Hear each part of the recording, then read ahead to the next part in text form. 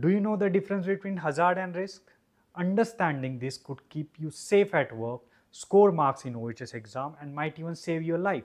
Hi everyone, welcome to Occupational Safety. I am Roshan Rajas and today we are diving into three key questions. What is the difference between hazard and risk? Why is understanding hazard and risk important?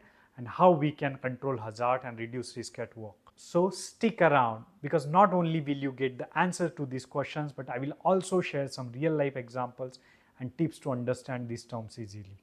Let's start with hazard. Hazard is anything that has potential to cause harm.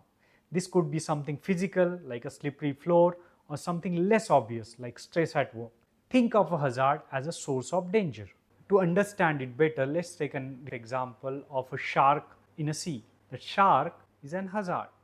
Now let's look at risk. Risk is little different. Risk is the chance, high or low, that hazard will actually cause a harm. It's a combination of how likely it is that the harm will happen and how severe that harm could be. So to understand the difference between hazard and risk, let's look at the earlier example that we took for hazard, a shark in a sea. Now what is risk in here? If you try to swim with shark in that sea, it becomes a risk. Now let's look at an example from workplace. Imagine you're walking in a factory and as you see a spill on the floor. The spill is hazard because it could cause someone to slip and fall. But if the spill is in the area where no one usually walks, the risk might be low. On the other hand, if it is in the busy walkway, the risk is high because someone is likely to slip.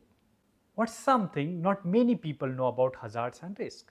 One interesting fact is that a hazard doesn't change, but the risk can change based on circumstances. For example, a knife is always sharp and dangerous, but the risk of getting cut is higher if you are not paying attention while using it.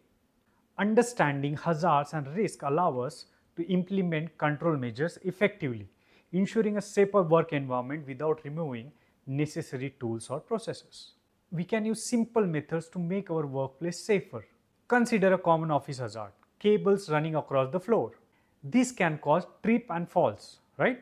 By securing the cable with covers or moving them out of the walkways, you significantly reduce the risk of accidents. So by identifying hazards and implementing control measures like securing cables, we can reduce risk and create a safer workplace for everyone.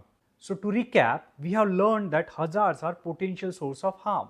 Risks are the likelihood of that harm occurring, and understanding this concept helps us to keep our workplace safe. If you found this video helpful, please check out our other health and safety related videos on Occupational Safety channel to further enhance your knowledge. It's packed with practical advice that you can apply immediately, and don't forget to like, comment and subscribe for more health and safety tips and information. Thank you for watching. Stay safe.